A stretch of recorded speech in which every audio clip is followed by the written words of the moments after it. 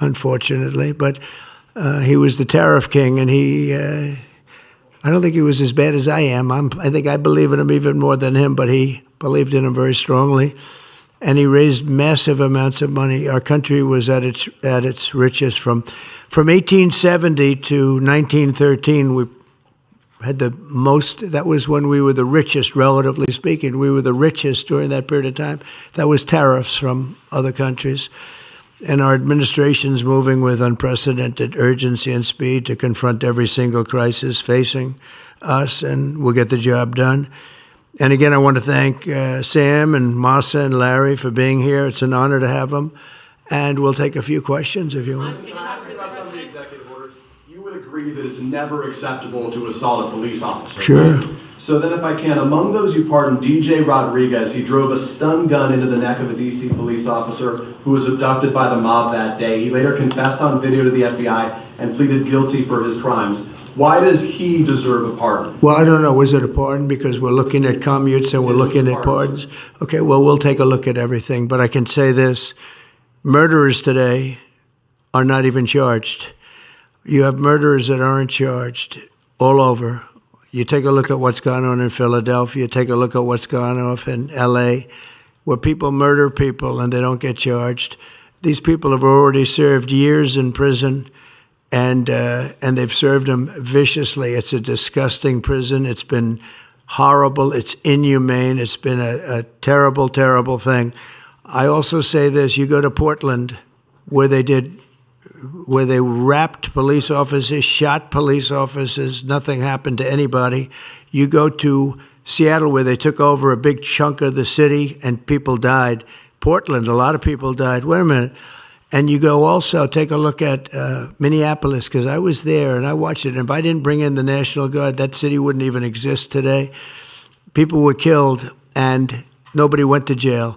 So these people have already served a long period of time, and I made a decision to give a pardon. Joe Biden gave a pardon yesterday to a lot of criminals. These are criminals that he gave a pardon to, and you should be asking that question. Why did he give a pardon to all of these people that committed crimes? Why did he give a pardon to the J6 Unselect Committee when they burned and destroyed all documents which showed that they did what was wrong, not me? Wait a minute. Why did they give a pardon to all of his relatives, his brother who made millions of dollars, to all these different people? He gave pardons. That's the question you should be answering. All right, go ahead. Yeah, please. If I could just, can I just follow up really fast? Steve, can I just follow up on that really fast? No. That's enough. Go ahead. You said you will. Tell us about your meeting with Speaker Johnson, Senator Thune. Did you reach any conclusion on this one big story? Pretty much. I think we have a good situation now. It's been in some ways made simpler by Los Angeles because they're going to need a lot of money. And generally speaking, I think you'll find that a lot of Democrats are going to be asking for help. So I think maybe that makes it more one-sided. I think we're going to do very well. Look, we're going to take care of Los Angeles. I'm going there. I'm going to North Carolina, which has been abandoned by the Democrats. And I'm going to North Carolina, very importantly, first. I'll be there on Friday. And then I'm going from there to Los Angeles. And then I'm going to Nevada. And I'm really going to Nevada to thank them for the vote, because we won Nevada overwhelmingly, and that's usually a Democrat vote. And I just want to go there to thank the people of Nevada for the big vote. So we'll be making that. Yeah, please. Mr. President, the leaders of the Proud Boys and the Oath Keepers were freed following their pardons yesterday. At the time back in 2021, you urged them to stand back and stand by. Is there now a place for them in the political conversation? Well, we have to see. They've been given a pardon. I thought their sentences were ridiculous and excessive. One of the guys took down a flag that was an anti-American flag, and he was given years in jail. I don't know the exact number, but he was given many years in jail. I thought it was very excessive. And at least the cases that we looked at, these were people that actually love our country, so we thought a pardon would be appropriate, yeah. Mr. President, is it also true in your conversations with Republicans today that you asked them to consider recess appointments for cabinet officials? I think, yeah, if it's needed. I don't think it's going to be needed. Marco, as you know, got passed overwhelmingly with 99 to nothing, which is pretty amazing. Marco's going to do a great job. Secretary of State.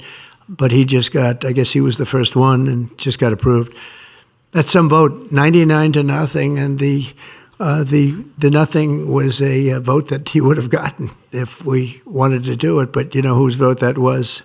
Who's doing a great job right now as vice president. Did you also talk about some sort of a trade or a deal involving wildfire relief in extension for Well, what I really want to have done, I was talking about this with the guys back in the Oval Office.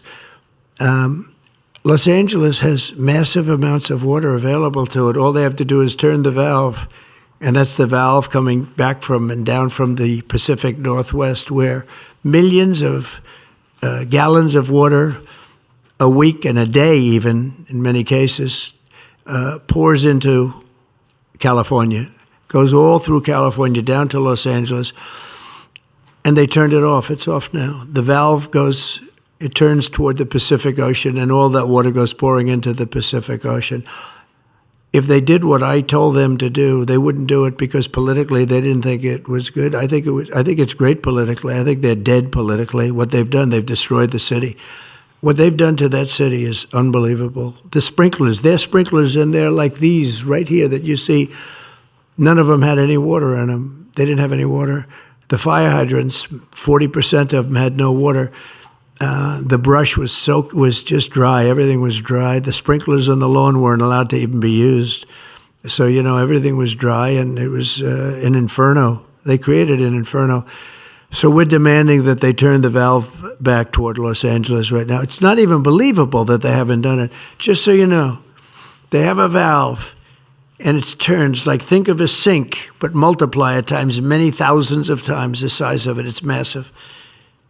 And you turn it back toward Los Angeles. Why aren't they doing it? They either have a death wish, they're stupid, or there's something else going on that we don't understand. But we want the water that they're throwing away to be used for California. And that includes the farmers of California. You know, when you drive up north, you see all of the land. I couldn't believe it. I was with Devin Nunes when he was a congressman and some other congressmen from the area, and we're driving up and we're on the highway, and I keep looking at these farms, and the land is bone dry, and then you'd see an acre, about an acre or 2 acres, with the most beautiful green plants growing in it, the most beautiful you've ever. It's a rich stuff, and you look at the soil, and it's so rich. That soil is almost the equivalent to like Iowa soil. It's phenomenal, but it's got no water. But the reason it has no water, I said, do you have a drought? No. I said, what do you mean you don't have a drought? Look at the thing. It's dry as a bone. The reason you have like an acre is because they say you can farm 1 acre, but no more, because they didn't want to waste water. But they throw the water into the Pacific Ocean. These people are crazy. So we're going to be issuing an executive order demanding that they immediately let that water come down through California. Farmers, even people living in Beverly Hills. Now, those people have been a lot of them are wiped out. Believe it or not, you know, they were having restrictions, Larry, you know about this. They wanted to restrict you to 38 gallons of water a day. That sounds like a lot, but it's not. When you're a rich person and you like to take a shower, 38 gallons doesn't last very long. And they have all this water, and it's really good water. Up high, Pacific Northwest, some comes in from Canada, a nice country, by the way, comes in from Canada, and it comes all the way through California, and they're restricting it. You even have the half pipes, you know, the half pipes, the cut pipes, big ones, bigger than this room, and they're going all the way down, and they're bone dry, and they could be loaded up with water. No, but isn't it incredible that they don't do it? And it's to protect the Delta smelt. It's a fish that's doing poorly anyway. But I said, how are you protecting the Delta smelt by not giving it water? It's a fish. It needs water. Nobody can answer that question. President, on TikTok, Mr. President. Well, let me do this first. Are you open to Elon buying TikTok? Say it? Are you open to Elon buying TikTok? I would be if he wanted to buy it, And yeah. on your inauguration, I'd like Larry to buy it too. I have the right to make a deal. So the deal I'm thinking about, Larry, let's negotiate in front of the media. The deal, I think, is this. and I've met with owners of TikTok, the big owners. It's worthless if it doesn't get a permit. It's not like, oh, you can take the U.S. The whole thing is worthless. With a permit, it's worth like $1 trillion. So what I'm thinking about saying to somebody is buy it and give half to the United States of America, half, and we'll give you the permit. And they'll have a great partner, the United States. And they'll have something that's actually more valuable because they have the ultimate partner, and the United States will make it very worthwhile for them in terms of the permits and everything else. But so think of it, you have an asset that has no value or has $1 trillion value. It all depends on whether or not the United States gives the permit. So what I'm saying is let the United States give the permit, and the United States should get half. Sounds reasonable. What do you think? Sounds like a good deal to me, Mr. President. Yeah, he can afford it too. Mr. President, you're a president who has long said that you back the blue, but aren't you sending the message that assaulting officers is okay with these pardons? No, the opposite. In fact, I'm going to be letting 2 officers from Washington Police, D.C. I believe they're from D.C., but I just approved it. They were arrested, put in jail for 5 years because they went after an illegal, and I guess something happened where something went wrong. And they arrested the 2 officers and put them in jail for going after a criminal, a rough criminal, by the way. And I'm actually releasing. No, I am the friend of police, more than any president that's ever been in this office. More than 400 of the people that you pardoned, though, assaulted officers. So I want to ask you about the Vice President, J.D. Vance. He said, this is a week ago, he said, if you committed violence on January 6th, obviously you should not be pardoned. Why is your Vice President wrong? Well, only for one reason. They've served years in jail. They should not have served, and they've served years in jail, and murderers don't even go to jail in this country. And we had 1,500. We have 16 under review. As you know, we commuted about 16 of them because it looks like they could have done things that were not acceptable for a full pardon. But these people have served years of jail, and their lives have been ruined. And in many cases, listen to me for a second. Stop interrupting. They've served years in jail, and if you look at the American public is tired of it. Take a look at the election. Just look at the numbers on the election. We won this election in a landslide because the American public is tired of people like you that are just one-sided, horrible people in terms of crime. You don't talk about all the people that have been killed and what happens to those murderers. Murderers get no time. You take a look at some of these DAs. They go after political opponents, but they don't go after people that shoot people in the street. They're caught. They know where they're living. They know everything. They don't even go up to pick them up anymore. They just let them live there. They know all about it. They have their pictures. They have the tape of the shooting, and they don't even go up and you're talking about this. No, we pardoned people that were treated unbelievably poorly. In the history of our country, there's never been anything take place like this. They're still looking for them, but they're not looking for the murderers, the people that are killing everybody.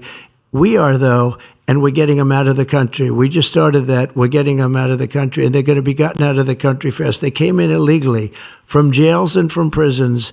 They killed many people. Some of them killed many people. About 50% of them killed more than one person. They were released into our country. That's what we're focused on, not the kind of nonsense you're talking about. You called for a ceasefire in Ukraine. If Vladimir Putin doesn't come to the table to negotiate with you, will you put additional sanctions on Russia? Sounds likely. And do you think that the war should be frozen currently? The war should have never started. If you had a competent president, which you didn't, the war wouldn't have happened. The war in Ukraine would have never happened if I were president. But that couldn't happen because the election was rigged. Yeah, go ahead. Mr. President, there's been some debate within your orbit over whether or not to keep or eliminate H-1B visas. What's your position on that? Do you want to keep H-1Bs or do you want to get... Well, I like both sides of the argument, but I also like very competent people coming into our country, even if that involves them training and helping other people that may not have the qualifications they do. But I don't want to stop. And I'm not just talking about engineers. I'm talking about people at all levels. We want competent people coming into our country. And HB1, I know the program very well. I use the program. Maitre d's, wine, experts, even waiters, high quality waiters.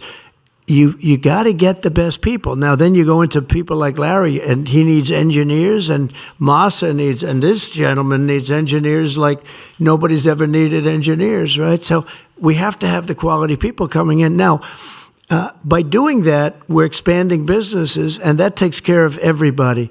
So I'm sort of on both sides of the argument, but what I really do feel is that we have to let really competent people, great people, come into our country, and we do that through the H-1 program.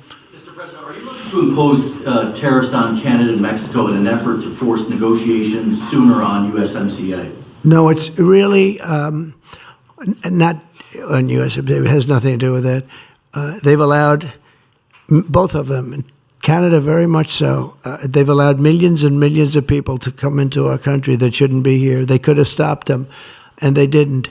And they've killed 300,000 people last year, my opinion, have been destroyed by drugs, by fentanyl. The fentanyl coming through Canada is massive. The fentanyl coming through Mexico is massive. And people are getting killed, and families are being destroyed. I mean, the son gets killed, and the family is a basket case for the rest of their lives. I mean, I've seen mothers that thought they'd heal. They never heal. They say it gets worse with time. It gets worse with time. They lose their boy. They lose their baby. They lose their young daughter to fentanyl poisoning. And I had that talk with President Xi the other day, too, of China. I said, we don't want that crap in our country. You got to stop it. I would have stopped it. I had a deal with him where he was going to give the maximum penalty, which in China is the death penalty for drug dealing. And he was all set. He was going to give the maximum penalty to fentanyl dealers. If they send to the United States, they were going to get the death penalty. And, of course, Biden didn't pick that up. I had that deal all done. It was all wrapped up. We were going to have it done. And then the election went, let's put it nicely, didn't go the proper way. I'm trying to be nice about it. It was rigged. And we had an incompetent president elected, and he never followed up on that deal. But he should have followed up, because if they got the death penalty, they wouldn't be sending fentanyl to Mexico, Canada, and other places. Mr. President, how much will the... We're thinking about that, too. We're talking about a tariff of 10% on China based on the fact that they're sending fentanyl to Mexico and Canada. When did you write that letter to, How sir? soon on those tariffs? Probably February 1st is the date we're looking at. Sir, what is it? For Mexico and China, we're talking about approximately 25%. Give an update on the Gaza ceasefire. Are you planning to travel to the Middle East soon? We're thinking about going to the Middle East, not yet. We have a thing called the hostages are coming back going on right now, and they are coming back. Some of them have been very very damaged. You look at the young lady with her hand practically blown off. You know how that happened, right? Did you know how that happened? When you find out, you're not going to be too happy because it was terrible. But the hostages are starting to come back. If I weren't here, they wouldn't be back ever. They would have never come back. They would have all died. If this were done a year earlier, if Biden would have done this deal a year and a half, 2 years ago, or frankly, it should have never happened. October 7th should have never happened. Nobody should be dead. But through weakness, they allowed it to happen, and then it was a disaster from them. But you go back just 6 months ago, many of these young people were living. Young people don't die like that. They're just dying. And young people aren't dying at 22 and 23 years old. They don't die. But now they're dying, and you wonder why they're dying. They're being killed, and they have been killed. But they say 6 months ago you would have had 11 more living hostages. Think of that. 6 months ago. But Biden couldn't get it done, and it was only the imposition that I put on as a deadline that got it done. But it's a very sad situation. It should have never happened. I'll tell you, 2 things should have never happened. 3 things. Inflation should have never happened. It would have never happened except for what they did to energy and their crazy spending. And Ukraine would have never happened. Never. By the way, Russia never would have gone into Ukraine. I had very strong understanding with Putin that it would have never, ever happened. He disrespected Biden. Very simple. He disrespects people. He's smart. He understands. He disrespected Biden. And also, the Middle East would have never happened because Iran was broke. They had no money. They had no money for Hamas. They had no money for Hezbollah. It would have never happened. October 7th would have never happened. But it did happen. So this is the cards I've been given. And we're getting the hostages back. That would have never happened under Biden. They would have never come back. They were just dying not that slowly. They were dying or being killed. But that was what was happening. Are you going to keep sending weapons to Ukraine, or are you going to turn off the tap soon? Well, we're looking at that. We're talking to Zelensky. We're going to be talking with President Putin very soon. And we'll see how it all happens. We're going to look at it very soon. One thing I do feel, the European Union should be paying a lot more than they're paying because under Biden, I mean, we're in there for $200 billion more. Now, it affects them more than it affects us. We have an ocean in between, right? Little thing called an ocean. The European Union should equalize. We're in there for $200 billion more than the European Union. I mean, what are we, stupid? I guess the answer is yes, because they must think so. But the European Union takes advantage of us tremendously on trade, and they now take advantage of, and always have. If I didn't get involved years ago, my first term, one of the first things I noticed was that they're not paying enough. They're not paying. And a lot of those countries weren't even paying. The NATO countries, they weren't paying. Only 7 out of 28 were paying. We were one of them. And Poland was one. And they had a few of them that were paying, and some were paying very proudly. Usually the closer to the borderline of Russia they were, the faster they paid, okay? The ones that were further away tended not to pay so fast. And one thing on that, I think they should lift their number not to 2%, but to 5%. NATO should be at 5%, not at 2%. 2% is ridiculous, yeah.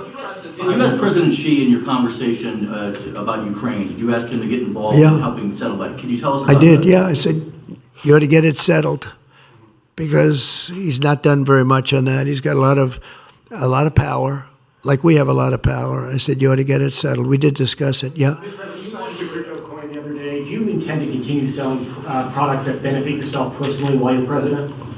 Well, I don't know if it benefited. I don't know where it is. I don't know much about it other than I launched it. I heard it was very successful. I haven't checked it. Where is it today?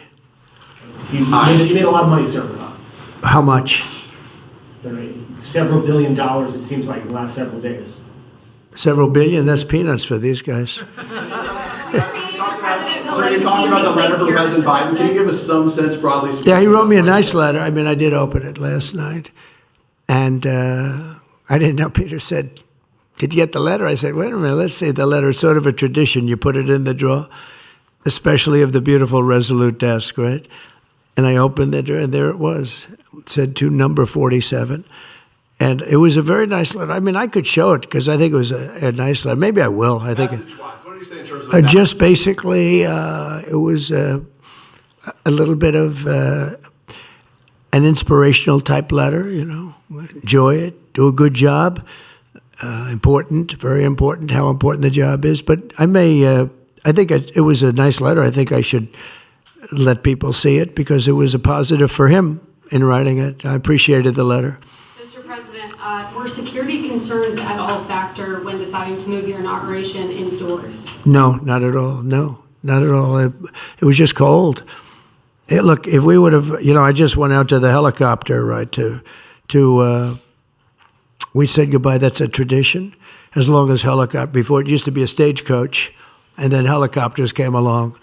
But that's been a tradition. You go out and you do that. And we stood there for 10 minutes, and I'll tell you what, people would not have been able to get through that day. That was cold. It was sort of interesting. Don't let the sun fool you. Tell me something. Sunny days can get very cold, can't they? Because that was so freezing yesterday.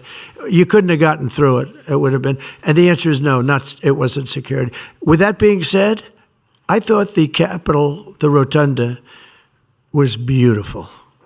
72 degrees, unbelievable sound. It's like being in an opera house. I could see people wanting to do it there rather than outside. Why did you remove John Bolton's security clearance, sir? Because I think there was enough time. It's we take a job. You take a job. You want to do a job. We're not going to have security on people for the rest of their lives. Why should we? I thought he was a very dumb person, but I used him well because every time people saw me come into a meeting with John Bolton standing behind me, they thought that he'd attack them because he was a warmonger. He's the one that got us involved, along with Cheney and a couple of others, convinced Bush, which was a terrible decision, to blow up the Middle East. You know, we blew up the Middle East and we left. We got nothing out of it except a lot of death. We killed a lot of people, and John Bolton was, one of those guys, a stupid guy. But no, you can't have that for life. You shouldn't expect it for life. That meeting that you mentioned with President Zelensky, will that take place here, and when and where will you meet with him? I don't know. I mean, look, President Zelensky would like to have peace. He's told me that very strongly. He'd like to have peace, but it takes two to tango. We'll see what happens. When will you meet with President Putin? Anytime they want, I'll meet. I'd like to see that end. Millions of people are being killed, and they're being killed.